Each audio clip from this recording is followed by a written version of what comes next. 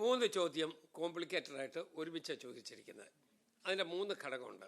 ഒന്ന്, സ്പീക്കർക്ക് ഏത് മന്ത്രിയെയും വിളിച്ചു വരുത്താൻ പറ്റും, സംസാരിക്കാൻ പറ്റും. ഇതുവരെ നടന്നുകൊണ്ടിരിക്കുന്നതാ. അത് ഞാൻ സ്പീക്കർ ആയതുകൊണ്ടോ മറ്റാരെങ്കിലും സ്പീക്കർ അല്ലാത്തത് കൊണ്ടോ അല്ല. ഇതുവരെ നടന്നുകൊണ്ടിരിക്കുന്ന ഒരു സമ്പ്രദായത്തിൻ്റെ ഒരു ഭാഗം വിശദീകരണമായി പറഞ്ഞത്. അതുകൊണ്ട് ഞാൻ പ്രത്യേകിച്ച് പറയേണ്ട കാര്യമില്ല. ആരും അങ്ങനെ റെസിസ്റ്റ് ചെയ്യാറുമില്ല. അതെല്ലാം ഭംഗിയായി പോയിട്ടുമുണ്ട്. അത് കൃത്യമായിട്ട് വയ്ക്കോട്ടെ. അത് ഞാൻ അതിനെക്കുറിച്ച് ഒരഭിപ്രായം പറയുന്നില്ല. രണ്ടാമത്തെ പ്രശ്നം ഇവിടുത്തെ ഒരു ഡെവലപ്മെൻറ്റ് ആക്ടിവിറ്റിയാണ്. ആ ഡെവലപ്മെൻറ്റ് ആക്ടിവിറ്റിയിൽ വളരെ ദുഃഖമുള്ള ഒരാളാണ് ഞാൻ.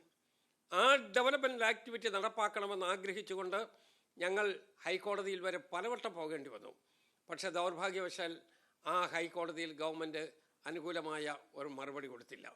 മറുപടി കൊടുത്തില്ല എന്ന് മാത്രമല്ല, അവസാനം കണ്ടംപ്റ്റ് ഓഫ് കോർട്ട് ആകും എന്നുള്ള നിലയിലേക്ക് വന്നപ്പോൾ ഹൈക്കോടതിയുടെ കണ്ടെത്തലിന് ഇവിടെ പരിപാലിക്കുന്നില്ല എന്നൊരു നില വന്നു കഴിഞ്ഞപ്പോൾ കണ്ടംപ്റ്റ് ഓഫ് കോർട്ടാണല്ലോ സ്വാഭാവികമായ സീക്വൻസ്, അതിലേക്ക് എത്തും എന്ന് കണ്ടപ്പോഴാണ് എന്ത് ചെയ്തു, ഞങ്ങളിത് നയം തന്നെ മാറി എന്ന് പറഞ്ഞു.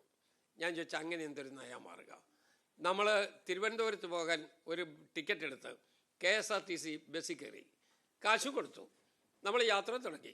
ചെങ്ങന്നൂർ എന്നപ്പോൾ പറയാം ഞങ്ങളുടെ നയം മാറി എന്ന് പറഞ്ഞ് ഡ്രൈവർ വണ്ടി എടുത്തുകൊണ്ട് പോയാൽ നമ്മൾ എന്തു ചെയ്യും? അപ്പോൾ അങ്ങനെ നയമൊന്നും മാറാൻ പറ്റില്ല. ഇത് ജനങ്ങളുടെ ആവശ്യമാണ്.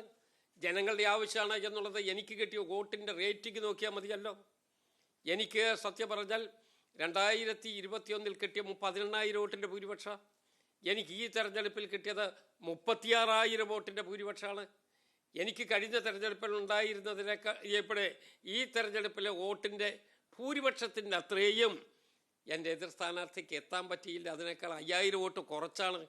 അതിൻ്റെ അർത്ഥം എന്താ? ജനങ്ങൾ ആഗ്രഹിച്ചത് വന്ന ഈ വികസന പ്രവർത്തനങ്ങൾ നടന്നേ മതിയാകൂ. അതിന് അവരുടേതായ അംഗീകാരത്തിൻ്റെ ഒരു ഗ്രീൻ സിഗ്നലാണ് അവരെനിക്ക് നൽകിയ വോട്ട് എന്ന് വിനയപൂർവ്വം ഓർക്കുന്നതാണ്. ഇത് ധിക്കാരപൂർവ്വമല്ല, വിനയപൂർവ്വം ഓർക്കുന്ന ഒരാളാണ് ഞാൻ.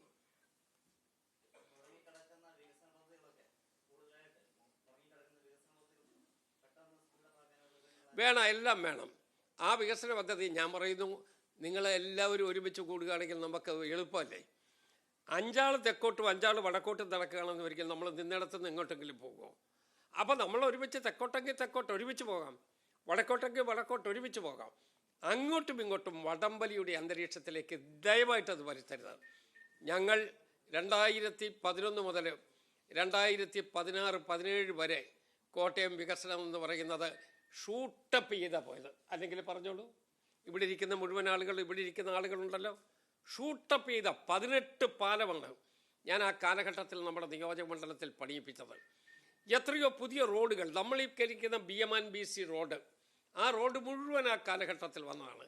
നമ്മളുടെ ഈ ഓരോ പുതിയ വികസനങ്ങൾ ആ കാലത്ത് വന്നതാണ്. നമ്മളുടെ ബൈപ്പാസുകൾ, മനോരമ ജംഗ്ഷൻ മുതൽ മണിപ്പുഴ വരെയുള്ളത്, അവിടെ നാട്ടകം മുതൽ ഇവിടെ പാറേച്ചാൽ വഴി നേരെ തിരുവാതിക്കൽ വരെയുള്ളത്, അതിനോടൊപ്പം നമ്മുടെ വട്ടമൂട് കടത്ത് വഴി നേരെ പാലം കടന്ന് മെഡിക്കൽ കോളേജിലോട്ട് പോകാനുള്ള റോഡ്, ഇതൊക്കെ ആ കാലഘട്ടത്തിലാണ്. അതിനേക്കാൾ എത്രയോ പറയാനുണ്ട്. പക്ഷേ ചോദിച്ചപ്പോൾ ഞാൻ 3 കാര്യത്തെക്കുറിച്ച് എടുത്തു പറഞ്ഞു എന്ന് മാത്രമേ ഉള്ളൂ. അതല്ലാതെ MC റോഡും KK റോഡും തമ്മിൽ ലിങ്കായിട്ടുള്ള നമ്മളുടെ റോഡ് വേറെയുണ്ട്. ഇതെല്ലാം കൂടി ചേർത്താണ് നമ്മൾ കോട്ടയത്തിൻ്റെ ഒരു വികസന സ്വപ്നം എന്നുള്ള നിലയിൽ മുന്നോട്ട് കൊണ്ടുവന്നത്. പക്ഷേ 10 കൊല്ലം നമുക്ക് വിഷമായിരുന്നു. വേറൊന്നും കൊണ്ടല്ല, അതിന് വേണ്ട വിധത്തിലുള്ള പിന്തുണ കിട്ടിയില്ല. ജനങ്ങളുടേതല്ല, ഭരണത്തിൻ്റെ പിന്തുണ കിട്ടിയില്ല. ആ ഒരു വിഷമായിരുന്നു ഞങ്ങൾക്കുണ്ടായിരുന്നത്. ആ വിഷമം കൂടി ഇപ്പം തീരും എന്നുള്ള പ്രതീക്ഷയോടു കൂടിയാണ് ഈ ചോദ്യം ചോദിച്ചത് എന്നെനിക്കറിയാം. അതുകൊണ്ട് അതെല്ലാം ഭംഗിയായി നിറവേറ്റി. കോട്ടയം വികസനം നമ്മുടെ സ്വപ്നമാണ്. ആ സ്വപ്നം നമുക്ക് സാക്ഷാത്കരിക്കണം.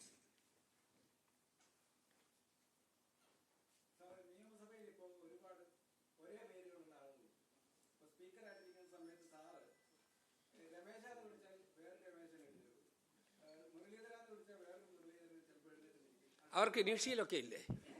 ഇനീഷ്യലുണ്ടല്ലോ, K മുരളീധരനും എല്ലാം ഉണ്ടല്ലോ. അതുകൂടെ കൂട്ടി വിളിക്കണം എന്നുള്ളതല്ലേ ഉള്ളൂ. അതെ, അതുകൂടെ കൂട്ടി വിളിക്കണം എന്നുള്ളതല്ലേ ഉള്ളൂ. അത് കുഴപ്പമില്ല, നമുക്ക് മാനേജ് ചെയ്യാം. ആ പ്രശ്നമില്ലാതെ നമുക്ക് തീർക്കാം. അതെ, ഞാൻ പറയും ഒരേ പേരുള്ള എത്രയോ പേര് വരും. വളരെ ഒരു പ്രഗത്ഭന്മാരായിട്ടുള്ള ആളുകൾ ഒരേ പേര്. ഈ നിയോജകമണ്ഡലത്തിൽ തന്നെ ഒരേ പേരുള്ള 2 സ്ഥാനാർത്ഥികൾ വന്നിട്ടില്ലേ? ഞാനത് നിങ്ങളോട് പറഞ്ഞിട്ടുണ്ടോ? അല്ല, അവരെ നിർത്തിയിട്ടുള്ള പാർട്ടിയുണ്ട്, അതിൻ്റെ വ്യക്തിത്വമുണ്ട്, അതിൻ്റെ ബാക്ക്ഗ്രൗണ്ടുണ്ട്. ആ നിലയിൽ തന്നെ വരും. ആർക്കെങ്കിലും തെറ്റിയിട്ടുണ്ടോ? ഒരു തെറ്റും ഉണ്ടായിട്ടില്ല. അതുകൊണ്ട് ഇതും തെറ്റാതെ തന്നെ പോകും.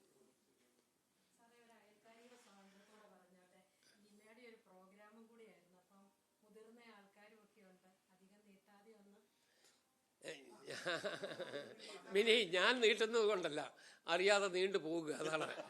അതെൻ്റെ ഞാൻ നീട്ടുന്നത് കൊണ്ടല്ല. ഇവർക്ക് തീർക്കണം എന്ന് പറയുന്നത് തീർക്കാറായി എന്നാണ് ഈ പറഞ്ഞു വരുന്നത്. ഇനി എന്തെങ്കിലും അഡീഷണൽ ആയിട്ടുണ്ടെങ്കിൽ ചോദിച്ചോളൂ, നമുക്ക് വേഗം തീർക്കാം. ഈ പറഞ്ഞ ഒപ്പീനിയൻ അനുസരിച്ച് നമുക്ക് കൺക്ലൂഡ് ചെയ്യുകയും ചെയ്യാം.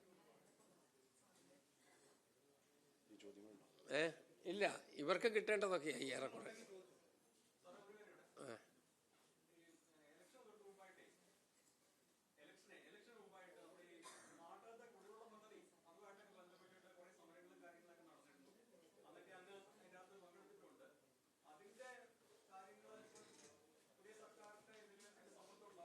ഒക്കെ വരും.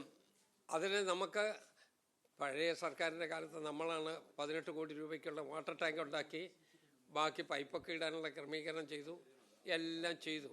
പക്ഷേ ദൗർഭാഗ്യവശാൽ ആ പൈപ്പിലോട്ട് വെള്ളം എത്തുന്നതിന് 1.5 കിലോമീറ്റർ നീളത്തിൽ അത് ഒന്ന് കംപ്ലീറ്റ് ചെയ്യാൻ പറ്റിയില്ല. അത് കംപ്ലീറ്റ് ചെയ്യാത്തതിൻ്റെ കാരണം എന്താണെന്നൊക്കെ നിങ്ങൾക്ക് എല്ലാവർക്കും അറിയാം. 2 ഓപ്ഷൻ മാത്രമേ ഉണ്ടായിരുന്നുള്ളൂ. ഒന്നുകിൽ ഇവരെ റോഡ്സ് ഇവിടെ നമ്മളുടെ നാഷണൽ ഹൈവേ അതോറിറ്റി അവരത് സമ്മതിക്കണം. അത് സമ്മതിക്കാതെ വന്നു. അതിനുവേണ്ടി MP ശ്രമിച്ചിട്ടുണ്ട്, ബന്ധപ്പെട്ട ആളുകളൊക്കെ ശ്രമിച്ചിട്ടുണ്ട്, ഞാനും ശ്രമിച്ചിട്ടുണ്ട്.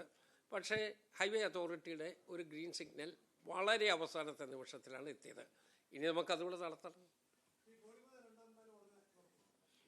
തുറക്കണ്ടേ?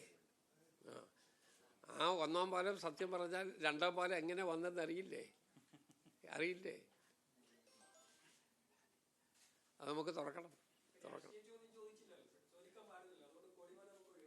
ഒരു കുഴപ്പമില്ല, നിങ്ങൾക്ക് ഏത് ചോദ്യം ചോദിക്കാം. You can be very free with me, not at all. ഇനി വേറൊന്നുമില്ലല്ലോ? ഒന്നുമില്ലല്ലോ. മിനി ഇവിടെ സത്യം പറഞ്ഞാൽ ഗില്ലറ്റിന് അവതരിപ്പിച്ചതാണ്. നിയമസഭയ്ക്കകത്ത് ചർച്ച കുറയ്ക്കാൻ വേണ്ടി ഗില്ലറ്റിന് അവതരിപ്പിച്ചു. അത് ഗില്ലറ്റ് ചെയ്യുന്നതാണ് അല്ലേ? കാരണം സ്പീക്കർ കൂടുതൽ മാന്യനാകും എന്നുള്ളതാണ്.